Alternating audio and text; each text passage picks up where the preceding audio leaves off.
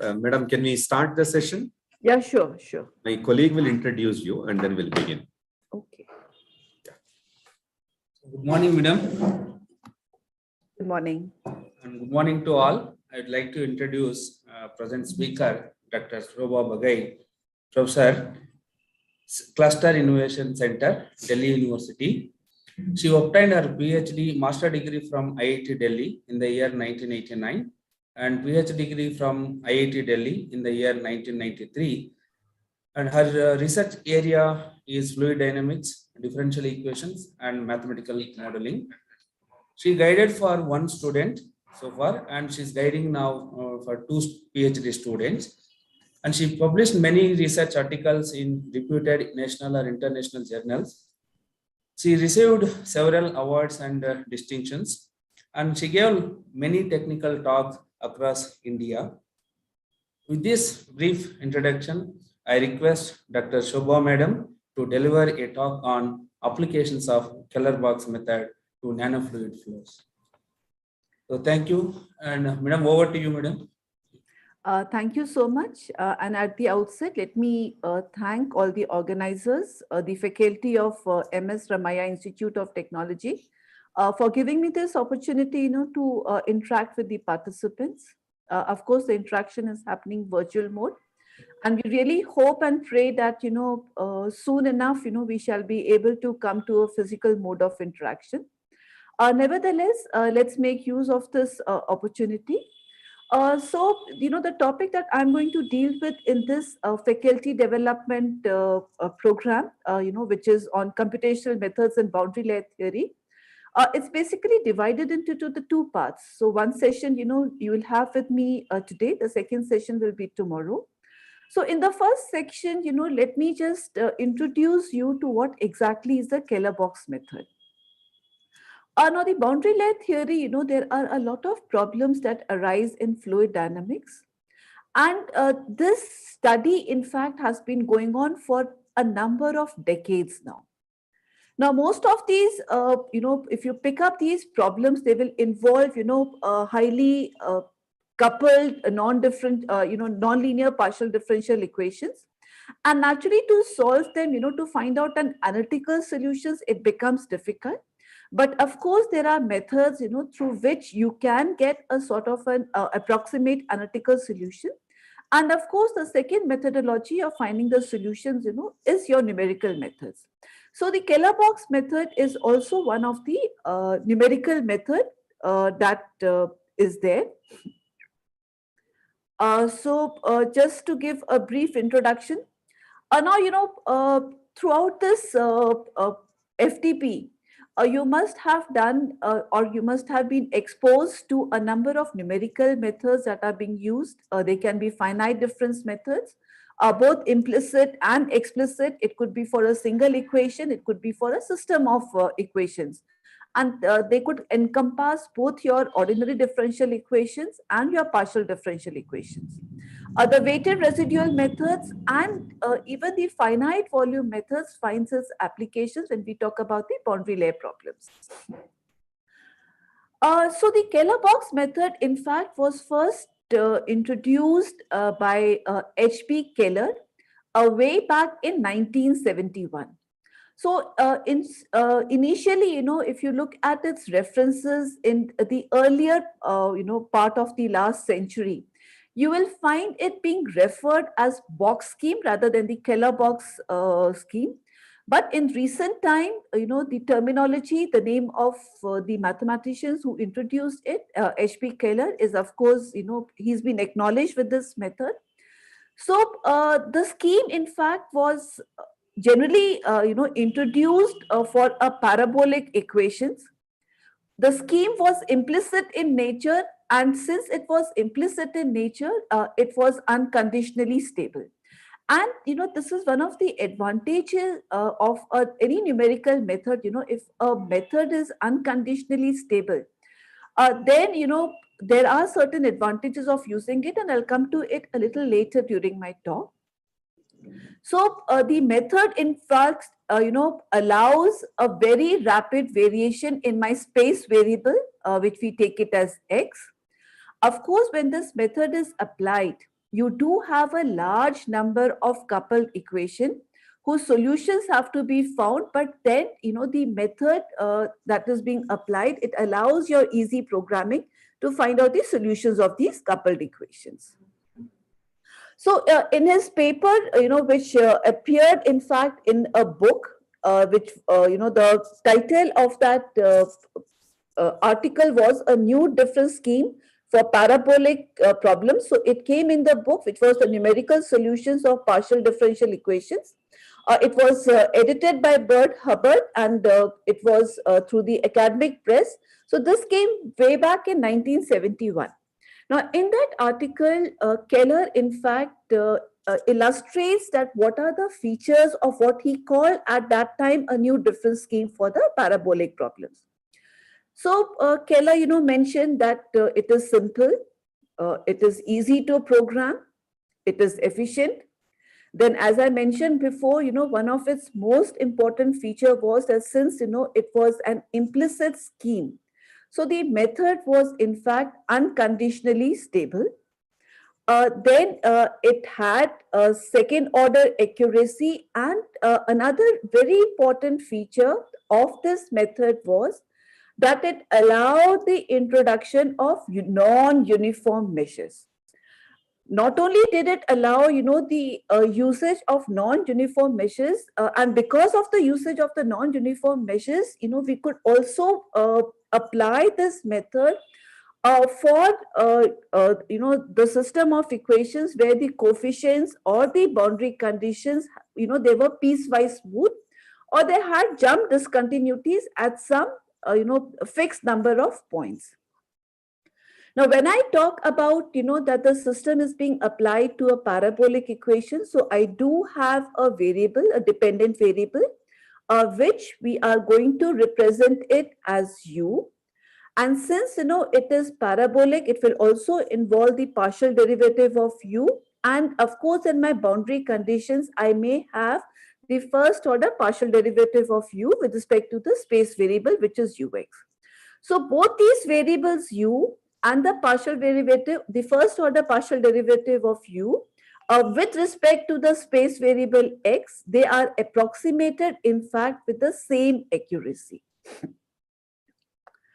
Then the next feature, an important feature was that this method is astable. Now, what do we mean by it is astable is that suppose, the exact solution is decaying in time. So the numerical solution will also decay in time, and it will also decay at the same rate. So it will not be that, if the solution is decaying at a slower rate than on the numerical scheme, decays at a faster rate, then of course, there will be error introduced into that, because what we call it as, the steady state solution, the numerical scheme would show that the steady state is reached faster than it is actually being done so. So again, whenever you're applying any numerical method, so this again becomes a very, very important feature of the same. And as I mentioned before, that this method allows us the freedom that the data, so by data over here, we mean that it's the initial conditions or the boundary conditions that are involved, or the coefficients, because the coefficients may not be constant, right?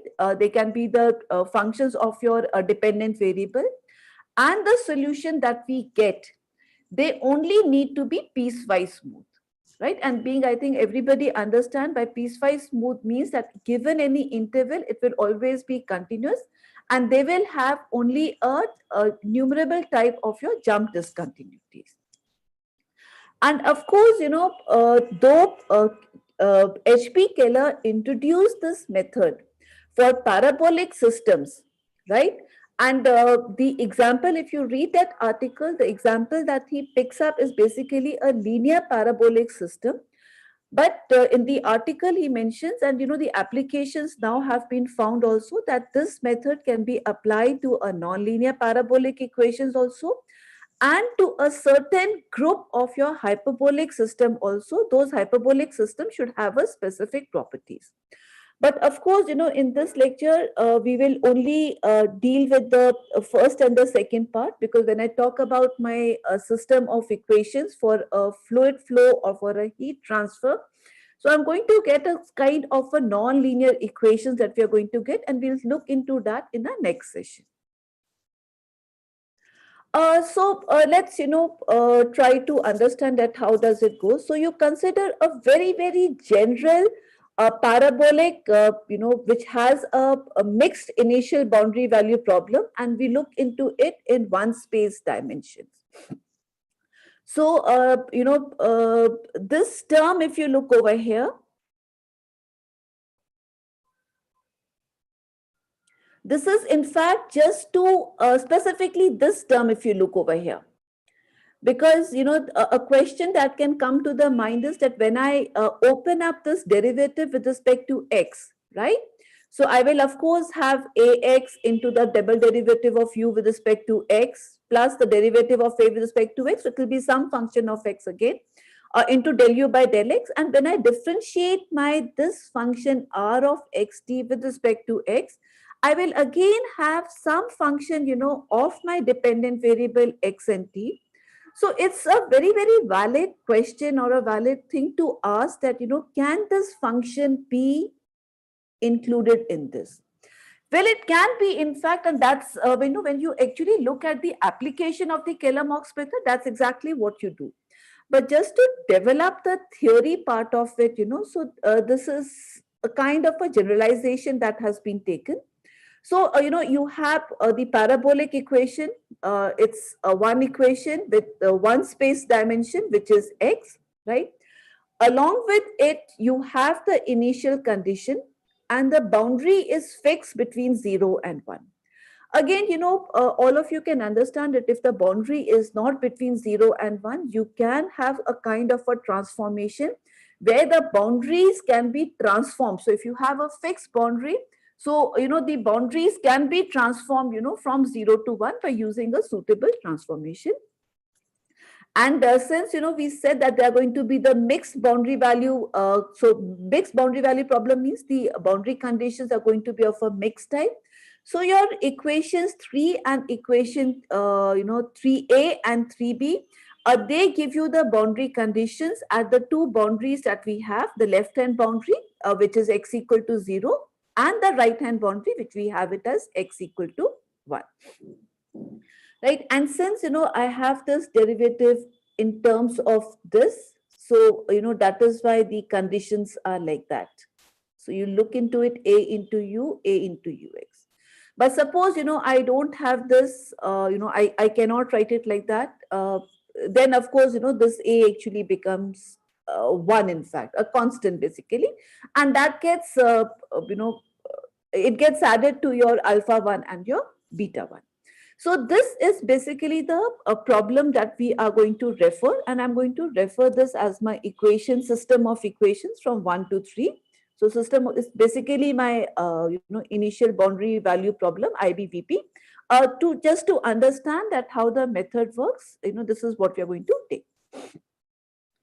So the first crucial step, in fact, when we are applying the Keller-Marx method is that what happens is you have a second order derivative of u with respect to x over here. So this is going to, you need to reduce this to a system of your first order partial differential equations, right? And the way to do that basically is that we take this complete term.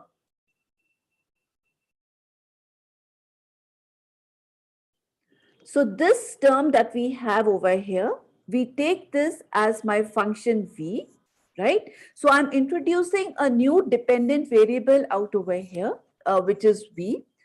And then, of course, the equation that was actually my equation number 1, the main equation, can now be written in terms of your v and u. So you have a system of, this is my system of first order partial differential equations that I have. Of course, the initial condition remains the same, right? I would also need to have the initial condition for v. because that is the new variable that we have introduced over here. So, at the t equal to 0, it is very easy to see that if I want to have the initial condition on V, I am going to use my equation 4a to determine the initial condition on my for V. Because, the thing is that at x equal to 0, this is a function g of x. Sorry, at t equal to 0, u is a function of x. So if you differentiate our function of x, right? So this will be, you'll get a function of x, and all you need to do is find out the value of r at time t equal to 0. So that is in fact going to give us the initial conditions on V. The boundary conditions, the second term that we had, with the coefficients alpha and beta 1. So there, if you recall, you had, a into x into del u by del x. So that in fact gets,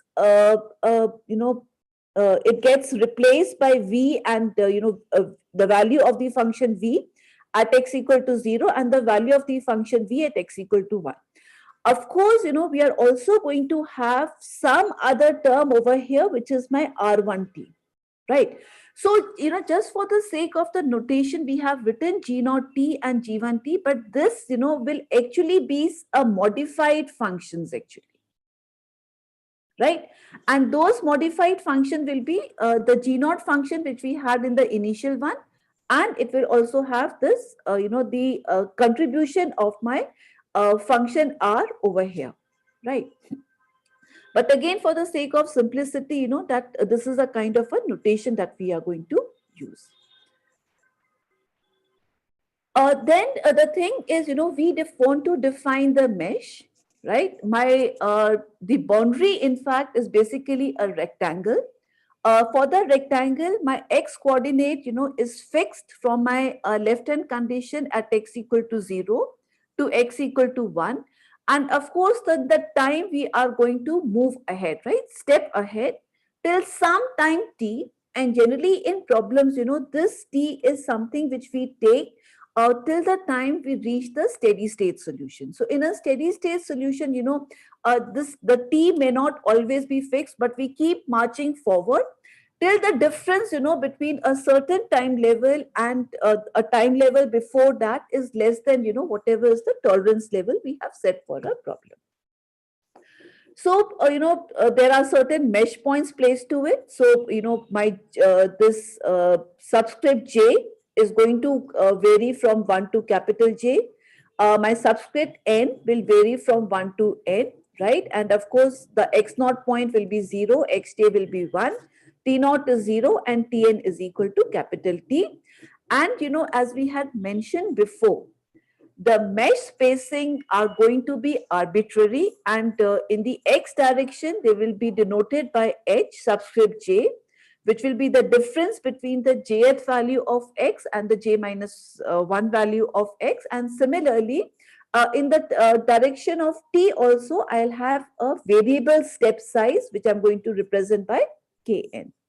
So to look at it at the terms of a figure, so this is basically my mesh rectangle for a Keller box method, right? So any mesh that I'm going to take, any unit of a mesh that I'm going to take, or an element of the mesh that I'm going to take, it will be a rectangle P1, P2, P3, P4, right? With the coordinates of P1 as xj minus 1, Tn minus 1. For P2, it will be xj, Tn minus 1, and so on and so forth. Now, as we move forward, you will observe that in the whole scheme, the midpoint of this element of a mesh is going to play a very, very important role. And that midpoint, of course, we are going to replace it as, this will be x j minus half in plus and Tn minus half, right? So just the midpoint, in fact, of these two. That is what I'm going to represent, make this representation as. So the complete picture, if I look at the mesh point that I am going to define is, so this in the red is a rectangle. Now, there are two terminologies, when we define the Keller box method, which we will need, in fact. One will be a point on the boundary, So, we have, in fact, 4 boundaries. Though, of course, my this upper boundary is not going to play much of a role. The boundaries are going to play where my boundary conditions and the initial conditions are defined. So that will be my x is equal to 0. So this is my left-hand boundary. X equal to 1, which is my right-hand side boundary, and of course t equal to 0. So, there'll be different representations that we are going to use in the Keller box method. And that again becomes important to understand because, there'll always be a slight kind of a confusion because you use a similar notations, but they have a different meaning altogether. So a point on the mesh is in fact, which is a point which is completely inside this, rectangular box, right? And a point on the boundary is a point where my either the initial condition or the boundary conditions are defined, right? So for any mesh function, so a mesh function basically means a function, which is being defined on this point, which are inside my this domain, right? The rectangular domain that I have. So these are the notations that are going to be used. So if I have xj plus half, so that will be the midpoint of 2 adjacent points. So if I say it is xj plus half, so I'm going to have xj plus 1 by 2. But as we had shown in this figure, so here the notation I have used is j minus half. So that will be the midpoint of your j minus 1 and xj, right? Similarly, Tn plus half will be the midpoint of Tn and Tn plus 1. If this function f, as I said before, is being defined on one of those mesh points, by mesh points we mean a point which is inside a rectangle. So these are going to be nothing else but my averages of the 2 points. So the subscript basically represents for my space variable. So that is what we're using the subscript as j. So j will be for the space variable, whereas the superscript that n that we are using will be for the time variable. So, if you have, j plus half in the subscript, so you have to average it out for your x variable. But if you have, your half in your superscript, that is n plus half. So you average it out for the time variable, so n plus 1. The two other notations that we are going to use is the derivative of this function f with respect to x and the derivative of this function f with respect to t. So recall, that this is an implicit method. And as I said before that, my midpoint is going to play a very, very important and a crucial role, throughout the derivation of this numerical scheme. So this derivative is actually my central difference that we are going to apply either with respect to x or with respect to your t at this midpoint of this rectangular element, right? So when I say it is the central, difference with respect to x, right? So the central difference, I'm sure you must have all done it. So, we are taking the derivative with respect to x. So this is your f. So you have j, f of j n. So you are doing it at the point, which is my x j plus half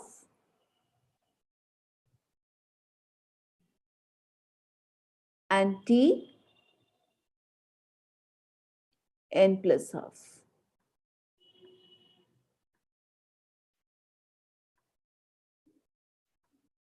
So when I do the central differences, I move half back. So I have f of j minus f of j minus 1 half. So, f of j means you move that half a distance forward, half a distance backward, divided by, in fact, 2 times, because at the midpoint, it is going to be hj by 2. So you have hj.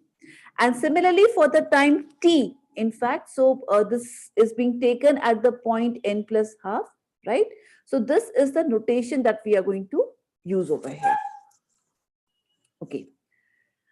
And in fact, if I have any function on the boundary of R, then that notation where we have g, j plus half n, that actually basically means because on the boundary, in fact, I know all my functions because, those are the initial conditions and the boundary conditions given. There, in fact, this will actually mean the exact value or the actual value of g at the coordinates, x, j plus half and tn and so on and so forth. So, we use the same notation. So you see you have g, j plus half n, where g is a point on the boundary. This is how we are going to define. Whereas for f was a point, on the mesh. So there we are taking the average of the two. Right. So the notation is basically the same, but they have a different, context, whether that function is being defined inside my domain or it is defined on the boundary of my domain. Let's recall that, these were the set of the equations that we were there. And now we would like to discretize them, right? And find out the finite difference for them. So I am,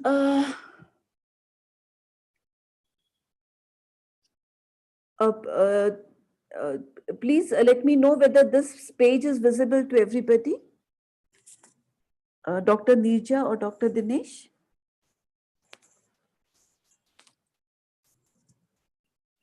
Okay.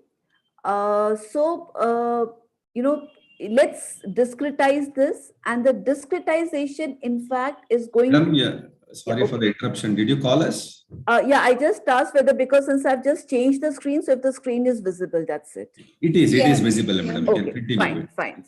Right. Okay. So this is the point that we have, right, which is my x, j plus half.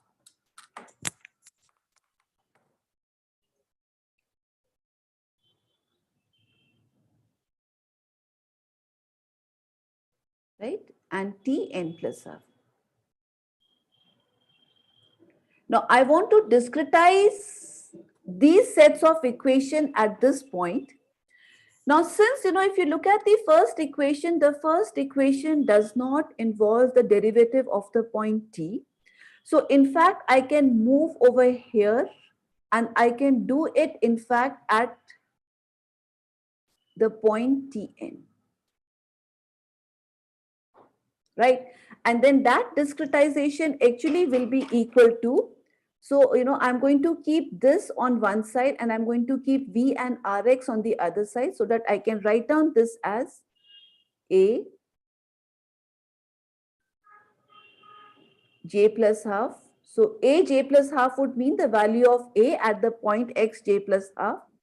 And this is my derivative. So I am going to have the central differencing of my U, right?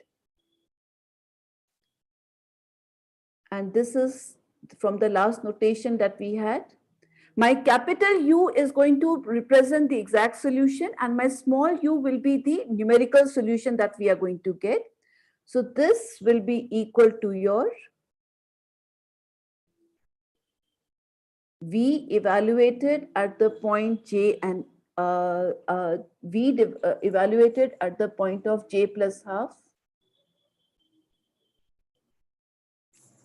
N and plus my R J plus half N. Now, in the second equation, since it has a time derivative of, with respect to t, so I am going to use my central difference taking t n plus half at the point, and this is going to be my central difference at this point. So that we are going to, denote it by dx v n, but now at the point j plus half. And this is going to be equal to U N I think I've made a mistake over here because this was derivative of x with respect to x. So this will be n plus half. And this is going to be my j plus half. Right? And minus c at j plus half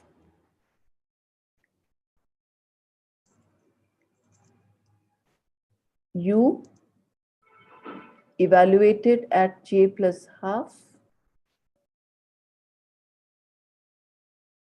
and n plus half, right? And minus s at j. In fact, this had to be j minus half and tn minus half. Okay. So I'm sorry, because those are the notations that we are taking over here.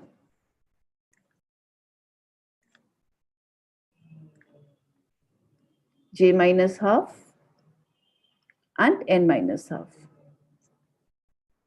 Right. And similarly, these boundary conditions, will also be changed. And that is, this was just to, in fact, let you know that how we are going to discretize it. And these will be the final discretization that we are going to have here. Right. So this is what I was saying, that the first equation did not have the derivative with respect to your time t. So I'm going to take it at the level of the next time level n. Whereas in the second equation, since we had the derivative with respect to time t, so I'm going to take it at the point of x j minus half and t n minus half. And this is the kind of a discretization we'll have. And similarly, the initial conditions for u and v at time t equal to 0, they will be defined. And similarly, the boundary conditions at my point x equal to 0, which I'm going to replace it at 0, and your x equal to 1. So at x equal to 1, the value of j will be equal to capital J, because my the xj, the subscript small j that we are representing, actually goes from 1 to capital J. So this is the the system of equations that we have, which needs to be actually solved. As I was saying before, that in fact, in case you have the jump discontinuities, so either the jump discontinuities in A or GXJ, they can be handled by this method. In fact, the only condition that you require out over here is that wherever you're having the jump discontinuities, so you define your mesh in such a way so that these jump discontinuities, they are restricted to lie on the mesh points. And that is where, in fact, the flexibility of this method to allow your variable, step size actually helps, because the discontinuity may not be placed at equal intervals of time. So wherever you have the jump discontinuity, make that as one of your mesh point. And but then what is going to happen is, then in that case, since if A and G are going to have, the discontinuities at the mesh point, so there, we'll not know that how do I define these values then, because, whether to take the right hand limit or the left hand limit of that. So this data, it gets modified, in fact, that instead of taking it at the mesh point, you take these values at the middle of the mesh points. And in a similar fashion, if your boundary data, if that is only piecewise smooth, then even that gets modified as that instead of, taking those values at the mesh points that we had out over here, define those values at the middle points of that. And similarly, for the boundary conditions, if you have the jump discontinuities in G0t or G1t or their higher orders, so they get restricted to lie on the mesh points for t equal to Tn. So, that flexibility is allowed by the Keller box method. So wherever you are having, so if your problem involves your jump discontinuity, then of course, this is a method that can be used. But anyhow, for right now, we are going to assume that our data, our boundary conditions, they are all continuous everywhere. There are no discontinuities that are coming into play. So, as I said before that, if my U and V are the exact solution, and of course, my numerically calculated values are small u and small v. So we really want to understand, the error estimations, right? And suppose, they do have at most finite number of just jump discontinuities and they are only occurring on our mesh lines. So we introduce the error net functions. So the error net functions basically, that's very simple to understand, that is defined as the actual value minus the estimated or the approximated value, which we get through our numerical methods. So they are being denoted by small e for errors in my variable u, and in f for my errors in my v. So, I can just, instead of writing it in terms of the error, I can write it down in terms of my, the approximated numerical value u. So, u will be equal to, so some of the, you'll see that some of the research papers are there because you generally have, it could either be the exact solution u plus the error term, or it could be the negative error terms at the, when we do the analysis, it's not going to make a difference into that. So, once we get these values of uj and vj in terms of my exact solution u and the error function e, we are going to substitute that into my these sets of equation that we have. Equations 12, equations 12, which are my main equations, and of course my error conditions I have, the initial and the boundary conditions, equation 13 and equation 14. So when we do that, this is the kind of an equation that we have. So if you look at these equations, we have done nothing else except just replace my approximated values or the calculated values, which were my small u and small v, in terms of the exact solutions, which are capital U and the error functions e. Okay. Now, if I, try to open this up and use my, what we call it as, the approximations that we had, that if there was a function, which was a mesh function, then how that is being approximated. And if you replace your R and S, so, you have Rj minus F and Sj minus F. So R and S, because these are known functions. So in fact, there'll be no errors included in my R and S. So if I replace my R and S, from my main equations, which was, from here. So my R is actually in terms of my the actual functions v and u, and similarly s can be obtained from 4b. So, if I have over here rj minus half, and sj minus half. So when I substitute a value of rj minus half and sj minus half, I am going to get my equations of these forms, right? Where in fact my rho and my sigma, they are actually known as my truncation errors. Okay, so just to show you that how we get, so for one of the equations, we can just work it out to see that how we get it. 1 minute, I think I just over here only we'll do it. So from here, so I have my equation as, let me just put this in a little full form so that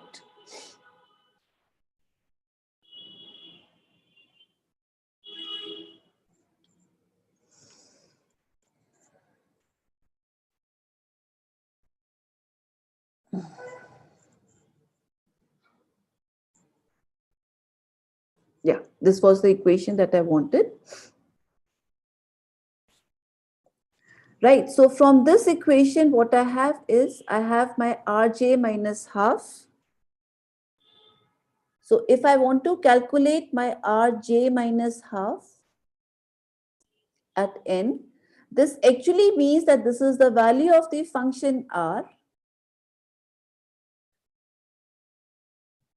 at xj minus half and Tn. So from these equations, these were my original equations. I will have this as, so if I take it over here, so this will be A at xj minus half. This is derivative of x of u, right, at j minus half n minus v at x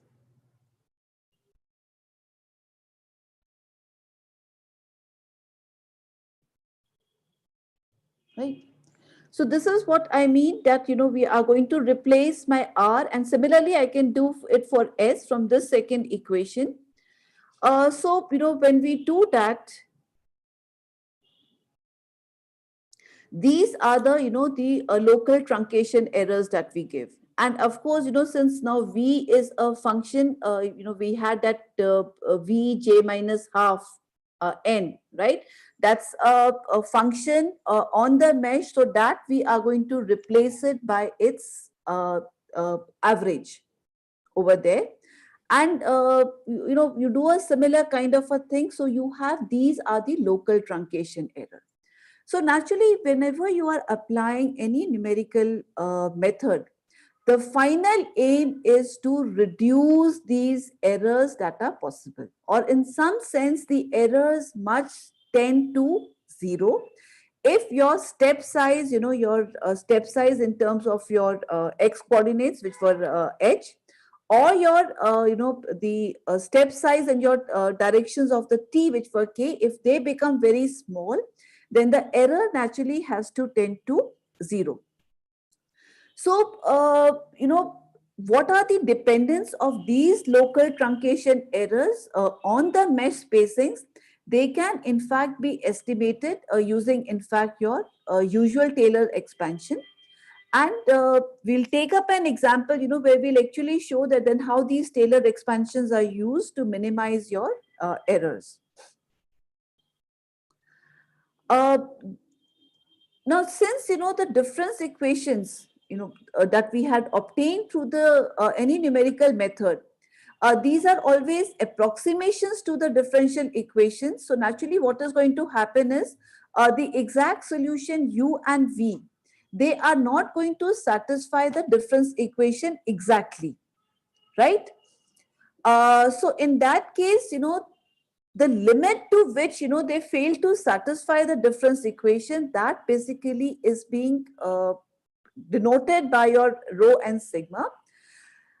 These errors, rho and sigma, they are generally very small, and for the box scheme, they are usually, at the order of h square. And if you look at the initial and the boundary conditions associated with these errors, so, the initial conditions, the boundary conditions, they are all your homogeneous conditions that you have over here. So that is why generally what happens is, at time zero, your errors in fact are going to be equal to zero. And that's how, the initial approximation of the functions are chosen as. So, the reference that I mentioned earlier, so, all the virtues that we did, they were cited, they were discussed by Keller in his article, which appeared in 1971. But he did not give a very complete proof about the convergence of the system. But again, in the same year, 1971, Vara, in fact, he presented a very, very general stability result for difference approximations when you're, you had a mixed initial boundary value problem for parabolic systems. And in that article, he included the box scheme as a particular example. So the reference of this, is given over here. So this appeared in the CM journal of numerical analysis. And there is another article, which can be used a little later in the theory, development of the theory, which appeared in 1972, because, we'll see again that these systems, when they are discretized, they actually form a block tridiagonal system. So when they have the block tridiagonal system, so the solutions of it, how do you get the solution? Can you discuss this convergence? Can you discuss the consistency of the system? That was discussed in this paper in 1972.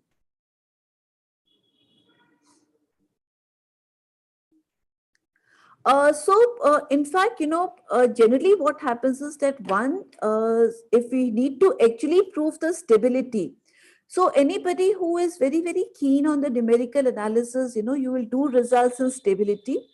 But for given problems that we have, for the given real life problem that we have, stability from the general definition becomes a tedious work to do. So, the mathematicians, they always apply what is known as the von Neumann analysis, to establish the stability of the system.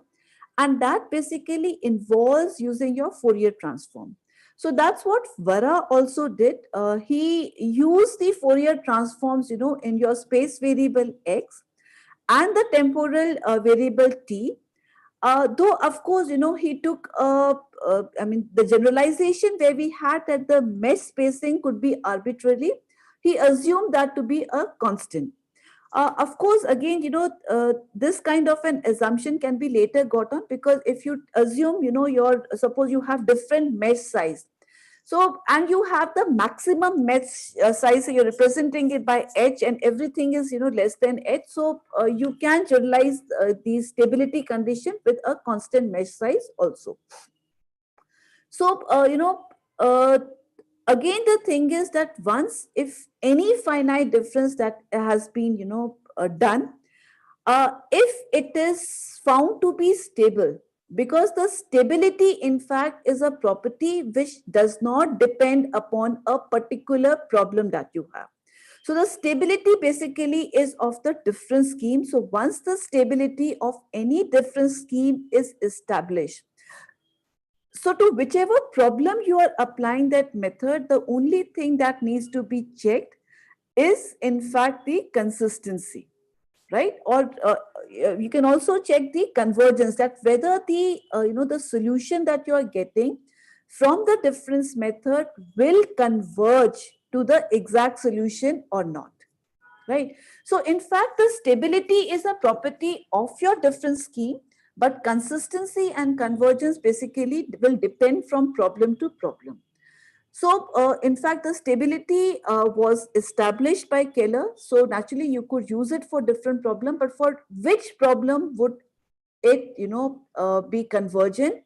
And there also what happens, the mesh size h and k that we take it, in the x direction and the y direction, that had to be taken in a certain bounds. So in fact, again, from numerical analysis, one does that if you have established the stability of the difference scheme, the consistency of the scheme to a particular problem, so then we know that the solution, that has been obtained from a numerical method will converge to the exact solution, right? But naturally, what happens is that to know that the convergence will be there, so we need to have what is called as a priori guarantee, that if, look, this is the size of the mesh that we are taking, then the method that we are applying will converge to the exact solution. So in fact, when the box scheme or the Keller box scheme is applied to the problems, that arise in fluid mechanics, so that in fact, involves a lot of linear systems of algebraic equations whose solutions have to be found out. And again, we know from our linear algebra that, if I have a system of algebraic equations, which is represented as Ax equal to B, where A is a matrix, X is the column or a vector of the unknown variables, and B is also a vector.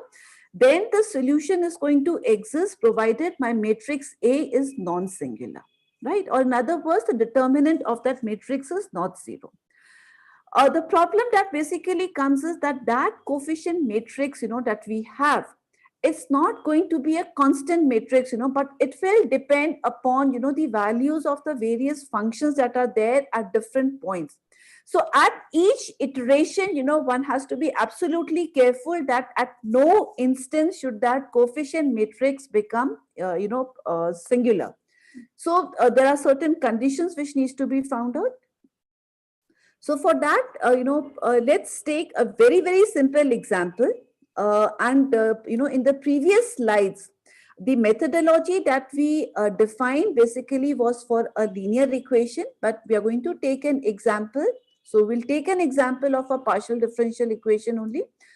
In certain text, you'll find that once the Keller box method is introduced, so they start introducing it, through a system of ordinary equation, a linear ordinary equation, then a system of ordinary differential equation. Then in fact, it comes a linear partial differential equation, and only then does it move forward to a non-linear partial differential equation. But anyhow, we are going to leave those steps behind. And let's come to this example, where just for the sake of a notation, the prime basically is going to denote my derivative with respect to my space variable x. So if you recall, let's try to recapitulate again step by step that, what is the methodology of the Keller box method. So as you would like to recall that the first and the foremost step, in fact, was to reduce the system of partial differential equations to a system of your first order partial differential equations, right? So in order to do that, so you have a triple prime with respect to f, right? A triple prime with respect to x. So that's what we do. We introduce f dash is equal to theta. Theta dash is equal to theta 1. Once I have done that, so theta 1 dash will involve the third derivative of f. So my last equation which is there can be written over here.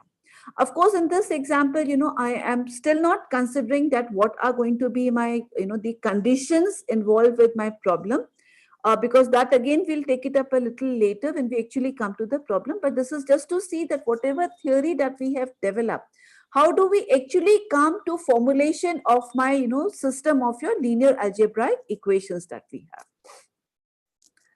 Then in the step 2 is, you needed to, in fact, apply the difference method. You apply the difference method at a point, if you take an element of the mesh, which was, xj minus 1 and xj, then that has to be applied at the midpoint xj minus half, tn minus half.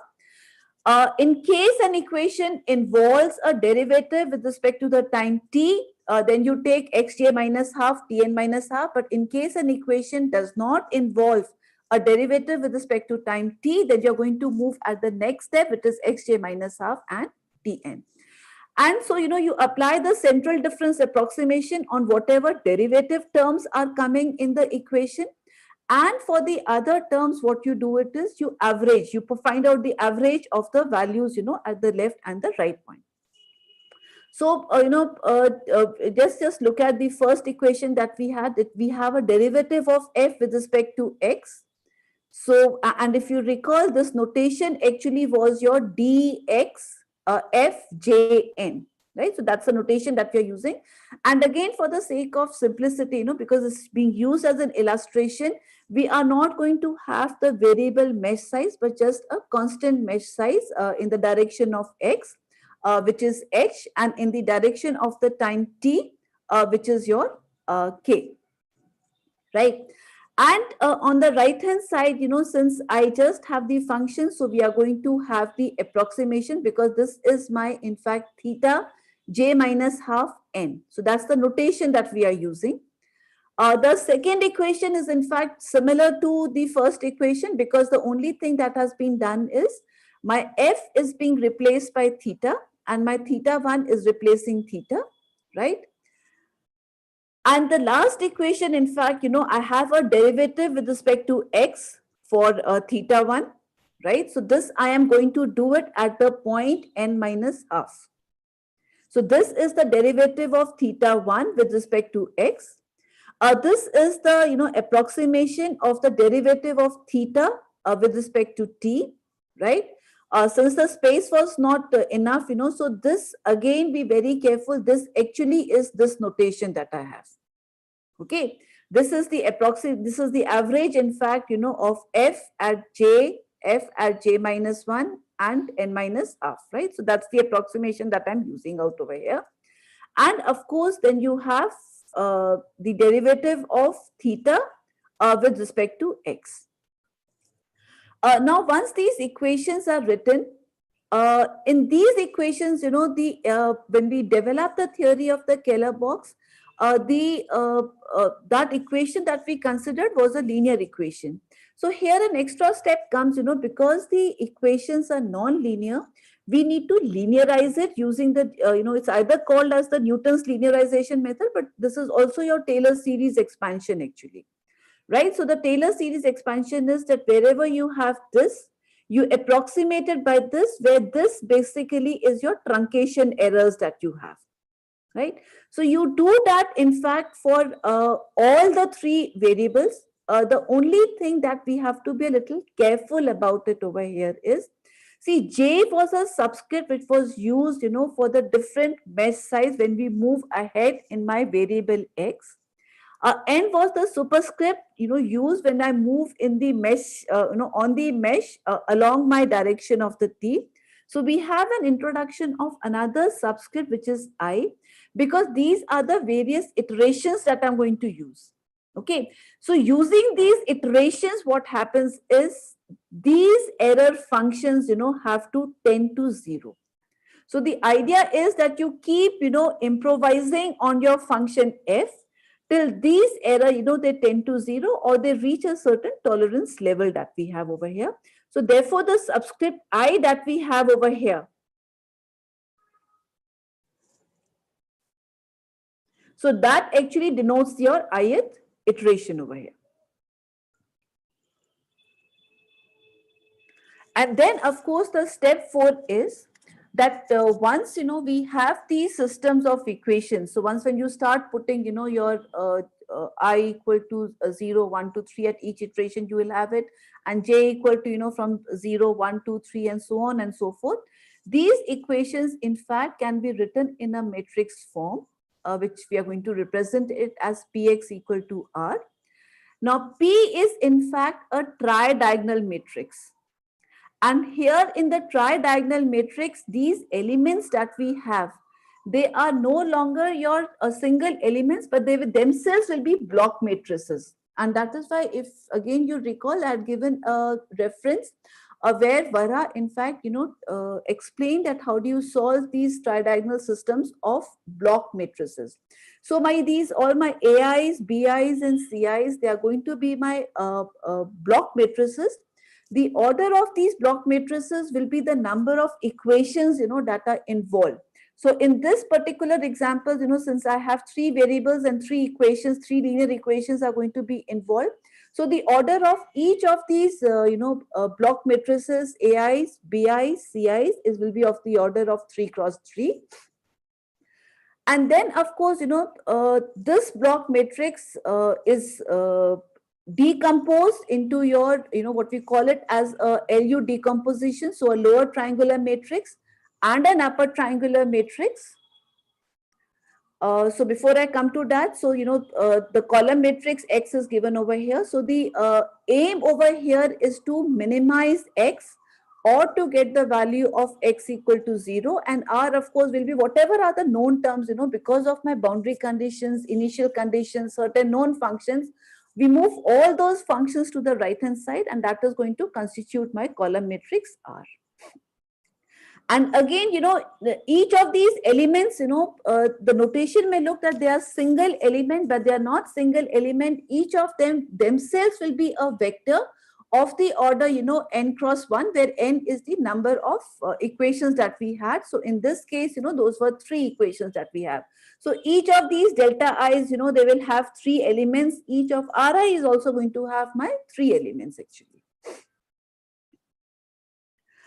So as I told before that the matrix P that we have, the block tridiagonal matrix P that we have, that in fact can be decomposed into your lower triangular matrix and an upper triangular matrix. So in the lower triangular matrix, we have all the diagonal elements as my identity matrix. And the identity matrix will be again be of the order as the number of equations that we have. And in fact, if I want that the system of equation has a unique solution, so the basic crux comes down to is that my matrix P has to be non-singular. So for matrix P to be non-singular, what we basically need is that the determinant of P must be non-zero. Okay. Be a little careful out over here, because whenever we talk about the determinant of a matrix, immediately it comes to our mind that the matrix P, the elements of the matrix P are just, single elements. That is not going to be the case out over here. So it has to be dealt, because each of these elements of that matrix themselves are matrix in themselves. Now, if you look at the matrix L, so you see, since it's a lower triangular matrix, and the determinant will only depend upon your diagonal elements, and the diagonal elements of L are just your identity matrices. So L of course is going to be non-singular, no issues over here. We will have to establish the non-singularity of my matrix U. So, if you are aware of your LU decomposition, it is very clear to see that when you multiply L and U and, the elements of your matrix P over this, so B1 in fact will simply be given as your, U1, right? Then I had A2 will be equal to L2 into U2. You see my L2 into U1. So U1 has been established from the previous step, that U1 is equal to B1. My A2 is known to me because, all the elements of the matrix P, I know it. So once U1 has been done, I can evaluate L2. So L2 will be equal to, A2 into U1 inverse. Once that is done, from the next step, then I can evaluate U2. And this is, how in fact my values of U, L, they are calculated algorithmically, right? So, as I said before, what we exactly need is L is my non-singular matrix. So, I am basically interested in seeing that my U is in fact non-singular. So, for this problem, under consideration, now the one of again the advantages of a block tridiagonal systems that we have, and in this method, whenever you're applying the Keller box method, you will see that your A, B, and C, they are sparse matrices. So by sparse matrices, what we mean is that most of my elements are going to be zero. Okay. Now, if I look at B1, that's a constant matrix. So since it's a constant matrix, I can evaluate my determinant of B1, and that's not very difficult to see because this is, a lower triangular matrix. So determinant of B1 is minus h by 2. C1, you see that most of these rows are zeros. The column is 0. BJ, capital J actually means at the end of my boundary, right? At the end of that domain that I have. So that is in these terms. And the intermediate values of A, B, C, right? They are in this manner. Now, the step size H is already predetermined. So, I do not have a problem of CJ. My CJs, in fact, is going to be predetermined once when I know H. But my AJs and BJs have elements, which have the values of these unknown functions that we had, theta, f, and these are being evaluated at each step. So naturally, my values of A and B are going to change again and again. So if I say, that I can evaluate, so, if I just do the computation that these are just 3 cross 3 matrices. So for me, my UJ is going to be a 3 cross 3 matrix, and, I can evaluate that and then find out the determinant. So, but the determinants, are going to involve at this function and evaluating the determinant at each step. Now, that is not very cost effective in terms of your time. And LG, of course, will also have certain elements. Now, these elements will be slightly larger. So instead of, writing all those elements, this is just the notations that we have used over here. So this is my first element, the second element, the third element, fourth, fifth, sixth. In this particular example, the second row comes out to be equal to 0.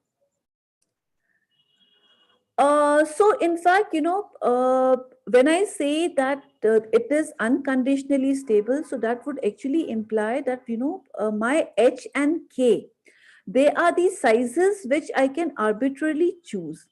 But in order to maintain, because we have an extra constraint out over here, that in order to maintain the non-singularity of the matrix P, which in turn, means that I need to maintain the non-singularity of my matrix U.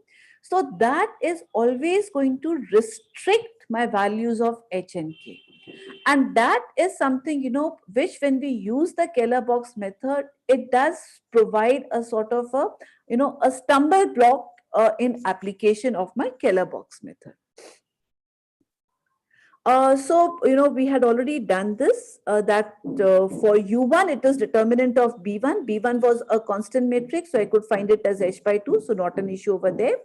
But for any other J, right? So my Uj will be equal to Bj minus Lj Cj.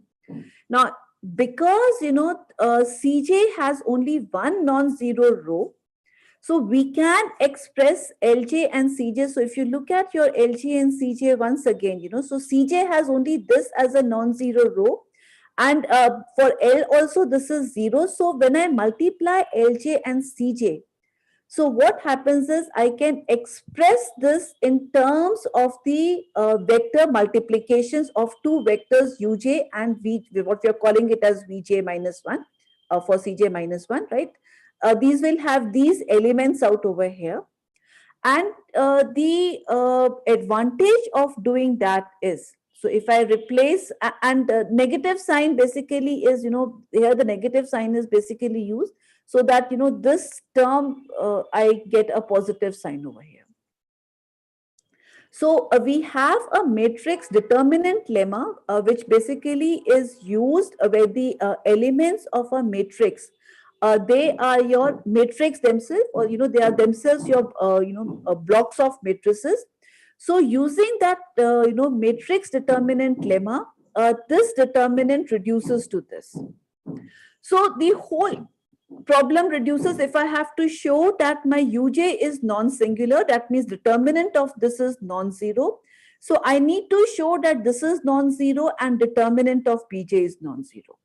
Now the determinant of Bj is non-zero, for most of the problems you can do it in terms of your mathematical induction. But getting that, the determinant of this is not 0, right? This term is non-zero, not the determinant. This term is not 0. This again, is not very easy when we actually apply it to different problems under consideration. Again, the reason being is that if you look before that, your Vj's in fact contained these terms, which has to be evaluated at each step. So there, to get that whether this will be a non-zero term, because the only thing that we have to establish, we do not have to show that, it will have a particular value. The only thing that we need to establish is that this is going to be a non-zero entity. Now, for showing it to be a non-zero entity, there are two approaches that we can have. If we can either show them that, for a certain choices of my step H and K, this value will always remain either positive or it will always remain negative. That in fact serves a purpose, and those conditions in fact lay conditions on our choices of H and K. And how do we show that for any at any step, this is going to remain the same, either positive or negative? That is basically taken, from the physical considerations of a problem. Say, for example, we are considering a heat transfer rate, and we know that, the temperature, in fact, is going to decrease at a constant rate, so that I know that my, the temperature, suppose if it is represented by theta, so that is a negative function. So the difference between the two values will always be negative. right? So those are the considerations, one takes into account to establish some values of H and K. So which can guarantee me, otherwise the other cases that you do a hit and trial method, of finding out that what your H and K is. Or if you do not want to use that, you use too small a value of H and K, but that would, of course, then increase the number of calculations that you do. And then it takes a longer time, to reach to your exact solution. So those considerations, in fact, we'll take it up when we do a physical problem. And that, of course, we will continue it in the session tomorrow. So in the session tomorrow, I'll actually use this for a physical problem which relates to the equations that arise when you are studying the nanofluid problems. So thank you so much, and I am now open to any questions from the participants if they are there. Madam, there are no questions given by the participants, madam. I was so eager to learn this method, so I am happy that I have gone through the method, madam. I'll apply in my research problems. Thank you so much. So thank you so much, madam, for a very informative talk. So our participants are also very happy about this. Tomorrow also we are very eager to go through your session. Once again, you are taking some physical problem, no, madam. Yeah, so tomorrow, in fact, tomorrow I'll actually take, because see what happens is once the theory of these numerical methods, are developed, Yeah. so you will see that, the equations that they take are in a very, very simplified manner. Yeah. And all these mathematical calculations, to do for the stability, do for the convergence, you can actually come to the thing. But once when you're actually dealing with the actual problem that arises in fluid flows, then the equations, they become so complicated that if you really want to get some, some meaningful bound for that, it's not very easy. But in certain cases, how you can do it, I'll take up one such example in my session, in fact, tomorrow, in fact. Yeah, madam. Thank you, madam. Madam, thank you very much, madam. Thank you so much for inviting me, Dr. Dinesh. No, madam, I was in the exam duty. I could not attend your session. Just now I'm coming from the exam duty. Okay. Yeah, sure. And it is in the YouTube also, madam.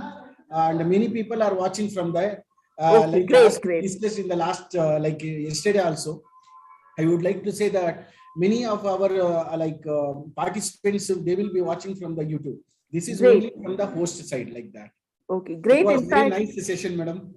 Thank you so much. And I think, thank you so much. And yeah, we'll see you tomorrow then. Yes, ma'am. Okay, madam. Bye, madam. Thanks a lot. Okay. Thanks a lot. In the session.